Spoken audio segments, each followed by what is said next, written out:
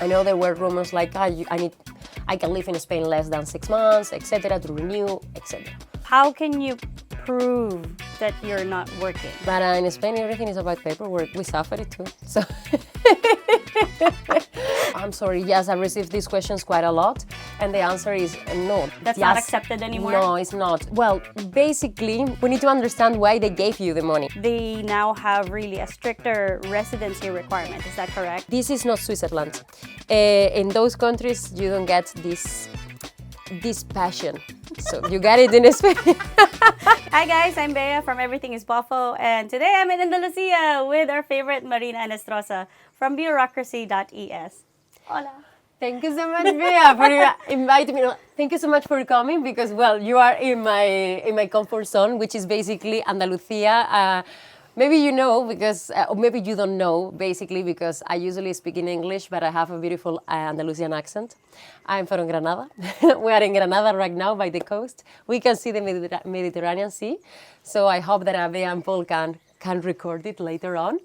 And yes, I'm so excited that you're here. Yes. So we're always happy to be here. Actually, like it's almost summer, it's the start of summer almost. And in Valencia, it's actually very, very hot right now. But here in Andalusia, I can still feel like the cool spring breeze. So it's actually very nice to be here. You can wear a blazer. Yes. It's very I'm nice. not sweaty. Free tapas. We have free tapas. Yes. It's the only place in Andalusia. I think Jaén also, but yeah, we have very good things. But usually people don't come here to visit or to live. Come. Yeah, even in the height of summer, it's still a nice place to be. It's not super warm, and it's warm, but it's okay. Yeah. And it's still good prices. Yeah. So I can be an ambassador of Andalusia. The new mayor, Alcaldesa. Please, come. Everyone is welcome. We're very friendly in Andalusia. And well, hopping into our topic right now. So we have been talking about this.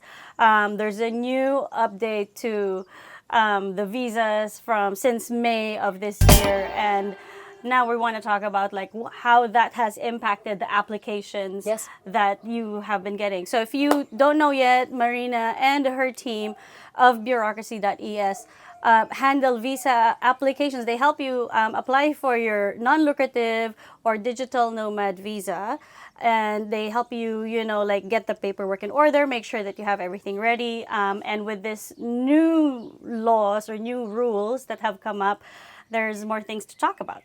Exactly. And I want to say something else. Also, we do citizenship with our beloved and lovely attorney Dua, that Bea and Paul have been doing videos with her. And also, we just started doing student visas. We have done it in the past, but now it's part of our service. And it's just very, very exciting because we have a beautiful team of women, all of us ready to help you with all this beautiful journey.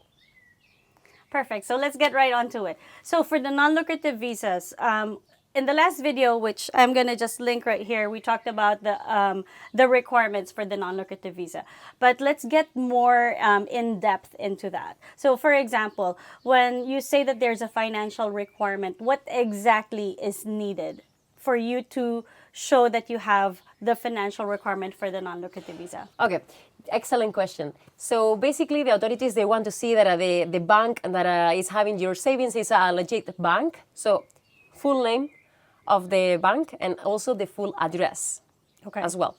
The account number to see that the full account number. You can't like cross it out. No, you cannot. I know it's a lot of details. No worries, your data is safe with us, I promise. And also the full name of the owners of that bank account can be you yourself or a joint bank account, etc.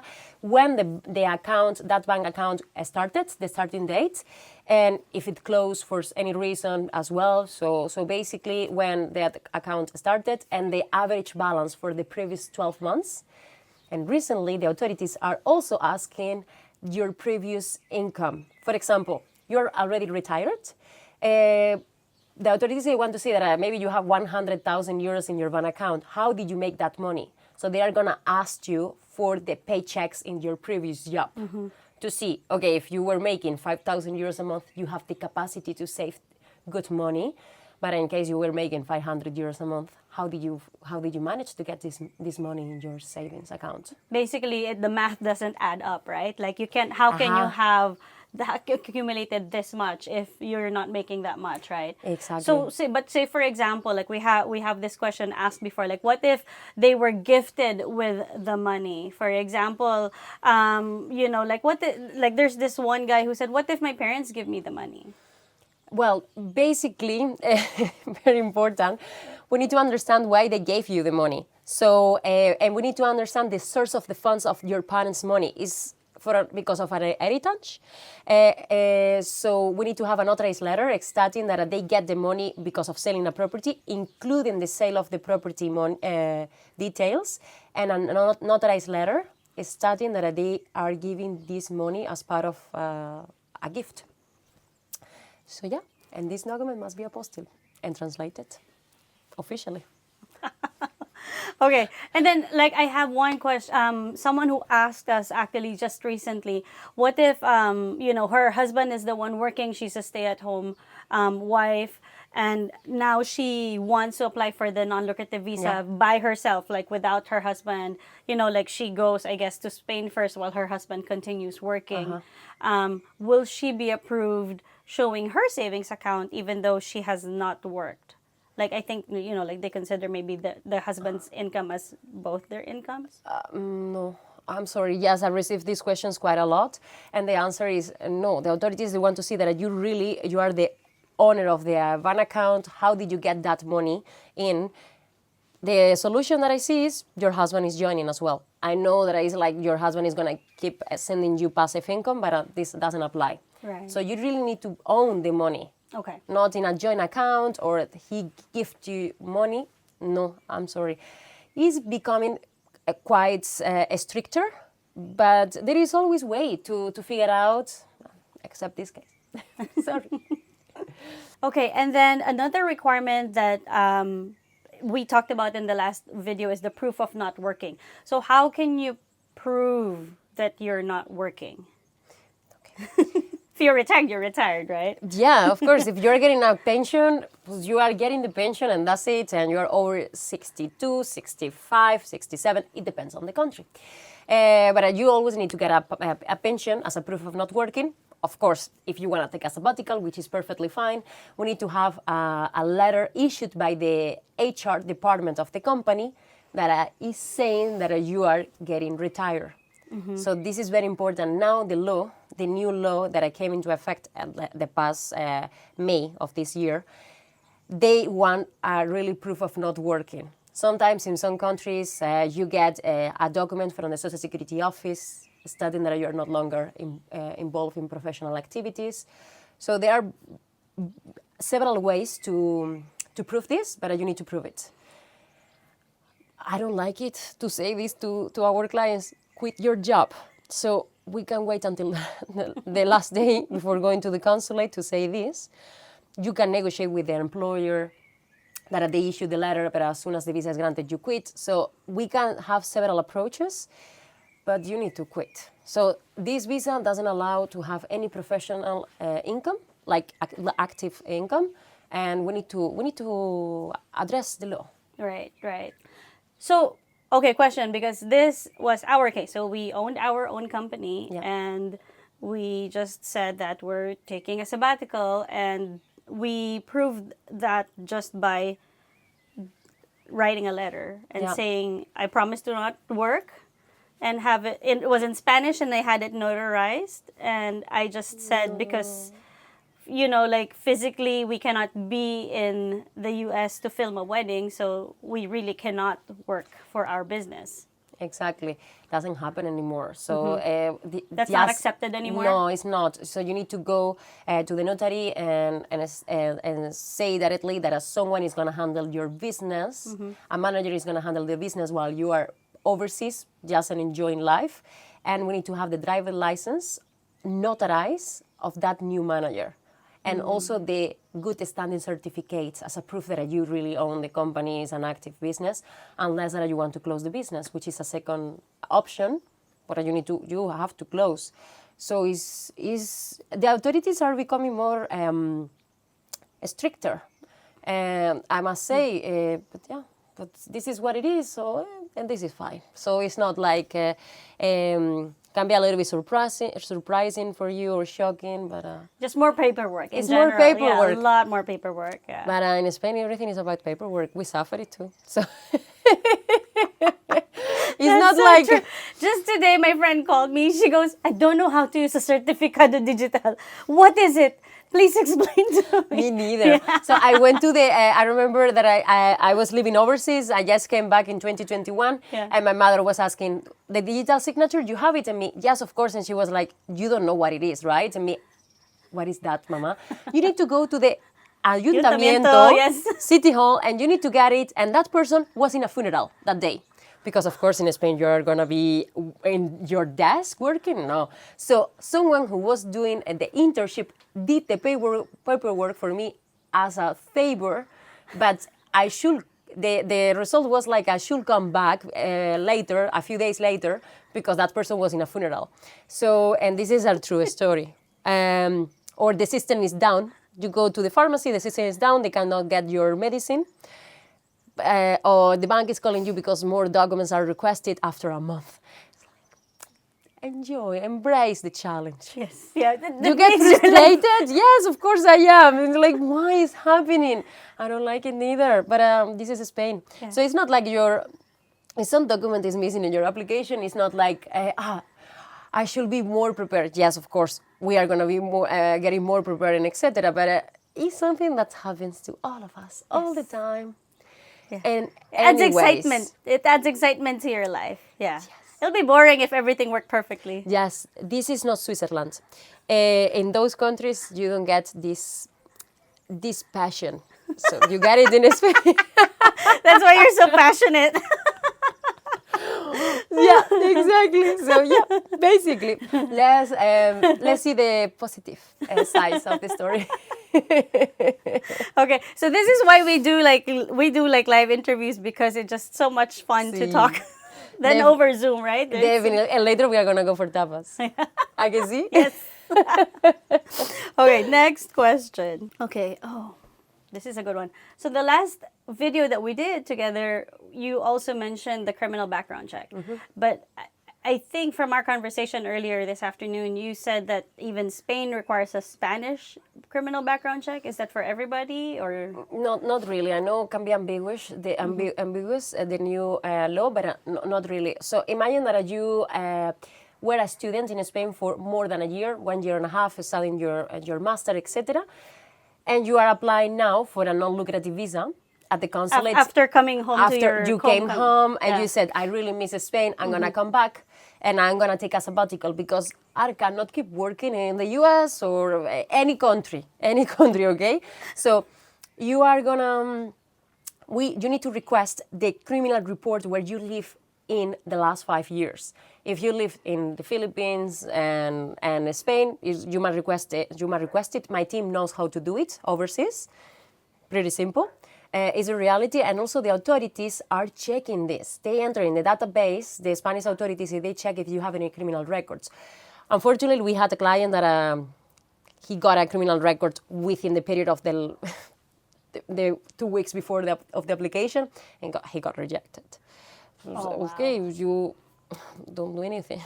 It happened in Spain, the event, and the authorities, they figured out. They saw it, yeah. So and this was before the law came to effect. Oh. So, well, we need to meet some standards, and this is what is happening. So.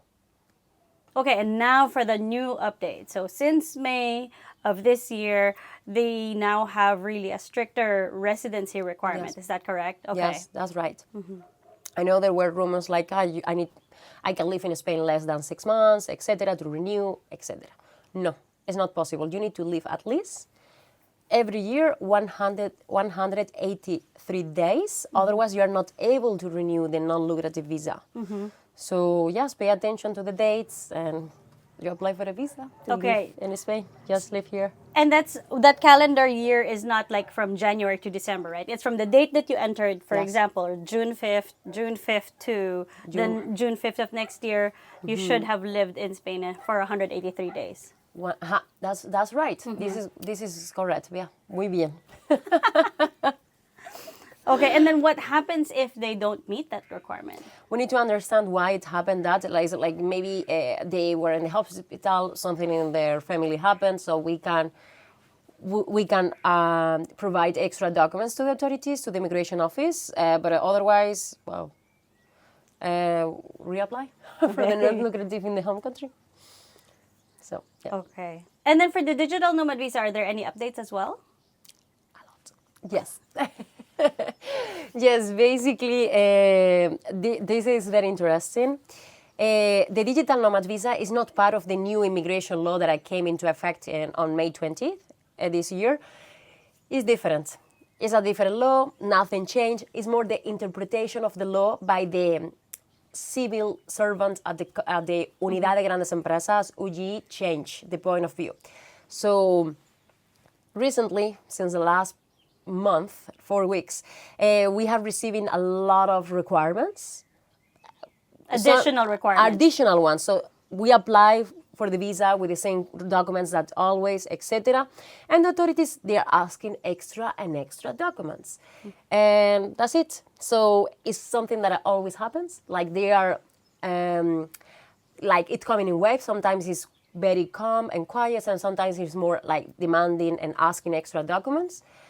And it's fine. We always overcome those situations, and the clients get their visa. 99% approval rate. There is 1% that is not. So we try to do our best, but sometimes it's impossible. And we're going to explain you a little bit about the requirements. Right, because so can you give us examples of those requirements, additional requirements that have popped up from, that previously were not asked? Exactly. So the authorities, they really want to know if the company that is sponsoring you for the digital nomad, your client, your own company or your employer company is yours. So they're asking how much participation you have in the business, who is the business owner name, the last tax returns of the company. They are asking as well about the last year of Social Security payments done from the company from the employees. A lot of documents that is like, this information, usually the client that you have don't want to share it with you because you are, well, the provider. So like you are the contractor. So it's becoming a little bit stricter. So we are raising our standards and asking for extra documents, also in the initial consultation, etc., to be well prepared. This is new, as I said, last 4 weeks. So it's going to be evolving. We are going to get in well more prepared. And let's be transparent with our clients because we are facing this new point of view from the UG. I'm going to say it in that way. Yeah. So basically, you just want to be extra prepared this time around so that you get it once, put it in there once and get it done, right? Yeah. I would love to. They are asking me like a lot of requirements right now. My team is like, okay, I'm getting prepared. This is something new, etc. The other day they asked about if you owe any taxes in Spain, and it's like, but you are not a resident. Maybe it's because they own properties in Spain. Maybe they own a house before. So let's see how it goes. I'm positive. I'm gonna say that I'm positive. I know that we are gonna keep working. We are gonna figure out many ways to approach this.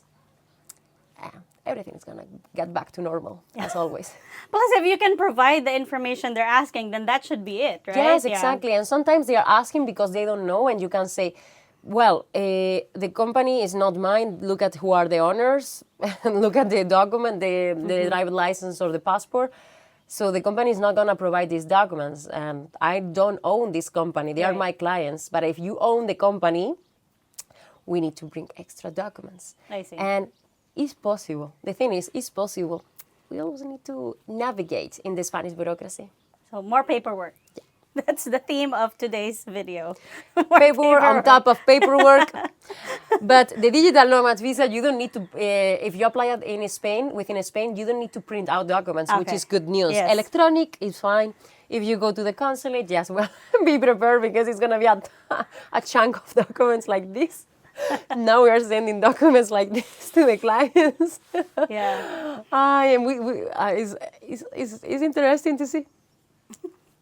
And don't forget, Bea, that also is happening something that clients, digital nomads applicants who are willing to move to Spain and they are working with NGOs, non-profit companies, they are not allowed anymore. The OE is not allowing them. So this is such a pity because in the past it was absolutely perfect. We have done renewals for clients that they were working in non-profit organizations, and now it's no longer possible. Wow. So that's like a complete sector that is not allowed anymore for the digital nomad. Wow. Yes, even though that they get good salaries and of course they get paid, but no, the authorities, they don't allow it anymore. Did they say why? No. They just don't take it in consideration. Yeah. And they say, bye, thank you for coming and participating. So, yeah. Wow. Such a pity. But the ones who are here right now with that digital nomad visa, can they be renewed still? We don't know yet. We will see when it's going to happen. Okay. So if they have a 3-year digital nomad visa under the NGO and they're Filipino, they should apply for their Filipino citizenship already because you don't know if they're going to get renewed for the next 2 years.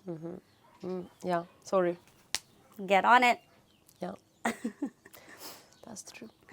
Okay, so we've been getting emails from our followers, and a lot of questions are always like, is there an age requirement? Which to me means like, is there maybe a maximum age for the digital nomad visa, or maybe, for the non-lucrative, if they need to be seniors, like they need to be 60 years old. So can you tell us once and for all, because I know we talked about this in the last video as well, once and for all, what is the age requirement for the digital nomad visa or for the non-lucrative visa? Well, if you want to be the main applicant, of course, or the spouse, above 18 years old, and there is a limited age. So from 18? From 18 until you are ready to move to Spain. So there is not that age limit. There you go. That's it. That's the age requirement. You have to be 18, a legal adult. That's everything. Okay, and then I also received this inquiry. So for a family who's moving to Spain and their child has autism, so especially for non-lucrative visa holders, they need to have private health insurance. So what will happen for a child who has autism, was born with autism? They're welcome to Spain. Yeah. Yes, we had clients with kids with these special needs, and the health insurance is approving them. They are okay. They are welcome, and also there are a lot of schools and a lot of special centers that they are gonna welcome your children, and no problem at all. That's actually very great to hear because we don't have kids, Paul and I, so this is not something that we know. Yes. But yeah, I mean, I'm sure a lot of our viewers are interested to know. Yes, exactly. And it's very nice because when I have been speaking with families, they have been explaining me the situation, and I didn't know many things. And it's very interesting to listen to them. And there is always something that you can learn from every single family. And this is what I'm passionate about. Every family moves for a different reason. Yes. They are looking something in Spain differently. And this is a charming. Yeah, Spain's opening them with open arms, right? Yes, exactly. And they can move to a big city, to a medium-sized city, or even a town. So I think the quality of life in every single part of Spain is pretty good. And I'm saying this because I know some of you are asking me what is the best city to live in Spain, and is any. There is not a perfect city. There is not a perfect country in this world. It's more about that you need to make it perfect. You need to make it work. And I make it work in the south. Bea does in Valencia. Yeah. And this is the charming And of this actually- new adventure. But actually, like, I must tell you, like, this is my third time in Andalusia, and I am loving it. Paul and I are, like, thinking maybe we should also move here. It's such a nice life. Yeah. But when you were in Valencia, you're like, oh, maybe we should move to Valencia. And that's how you feel. You feel that on almost everywhere you go. Yeah. Exactly. You feel welcome and say, there is something that is attractive. There is something that I like it from here. And at the end of the day, you need to fall in love every day with the destination that you choose. And I always encourage everyone to do a scouting trip, to have the vibe, not as a tourist, but as a resident. Where are you going to buy the bread this day? Where are you going to go for a cafe? Because the tourist life, you don't want that in the long term, I believe so. Right. You want more like to say hello to everyone, or go to the gym. Yes. And you have a colleague that you say, hey, you're back. This is what I like about this life. Right, that's true. Absolutely. Like, you have your favorite baker, your favorite fruteria. They know you. If they haven't seen you, they say, hace mucho tiempo. Why? Sí. So- Where have you been? Everything is good with you, and So this is very nice. Yes. And actually, this is why Paul and I made the course about the city guide, which is features right now 47 cities and towns, because we want them to focus not just on the big names. I mean, obviously, some people need to move to Madrid or Barcelona or Valencia because of, job opportunities. But for everybody else, retirees or people who do not need to be in a big city, there's so many nice, charming towns. And I wish we could list them all, because there really are so many of them. And, each one will have like a different quirk, a different feel a little bit, but overall it has that Spanish charm, right? Yeah. Exactly. So yes, I live in a town by the sea in the south of Granada. I don't live in Granada city. And I'm planning to move to Malaga, to another town, also charming. And this is what I like. I want to be next to the sea, but I don't want to be in the big city like Malaga with all the rush, all the movement of people. I want more a calm life. Yeah, so a little bit Malaga, but not in the city. Like, to be able to go to Malaga Right. and try the experience of being in a city, to well connected. So I like well connections because I like traveling, of course. And I want to be close to my family, and this is exactly what I want in this stage of my life. right. Yeah. And I'm from a very small town in Granada, 10,000 people. So the name is unpronounceable because it sounds a little bit Arabic. And this is the heritage that we have in Granada, basically. In the beginning of this video, you also mentioned that you are now starting to help with student visa applications. So what are the changes now for student visas? So since May, there are some new things that come out for them as well, right? Yes, exactly. So yes, we used to do the student visa like just for a few clients, but now we decide to also launch this service. Now it's available for all of you, and there are two types of student visas now. We can do two categories. Okay. The first one is for those who wants to come and study in Spain or be auxiliar de conversación. Sí, okay. So basically teaching English. So they can get a visa permit at the consulate for 1 year, and they can renew it up to another one, so up to 2 years in total. Okay. But they are not allowed to bring their family members. This is the auxiliares de conversation. They are teach language assistants, correct? Yeah. Yes, that's the translation, and or you are from the Philippines, for example, and you said, I want to study Spanish to become fluent. I'm going to get a student visa for the next 9 months. The visa that you're going to get is going to be granted for 9 months, extendable up to 24 months. Okay. And that's it. You Okay. cannot renew anymore. You cannot exchange the permit into a work visa. No. Okay. This is what is happening right now. And you say, okay, I'm going to come on a student visa with my husband and study both of us Spanish, but I'm going to sponsor him. No. Both of you need to apply individually. And this is the way that is working right now. The student visa, again, is a stay. What I can say is that the student visa is not a real residency permit. No. Doesn't count towards permanent residency or Spanish citizenship. So I will say that it's good if you are young, you want to explore Spain, you want to have the feeling, learn Spanish, etc. but you could explore other routes. And the second option of the student visa is if you are gonna study university, Like master's, master PhD. degree, university degree, etc. Yes, of course. You can apply directly within Spain or at the consulate. We always suggest the consulates because the timeline is shorter. And what I'm gonna say is that this visa allows you to work up to 30 hours a week. And yes, you can bring your spouse and the children, but they are not allowed to work in Spain. Wow. They are So allowed you to have stay. to provide for your family. Yes. Is there a financial requirement?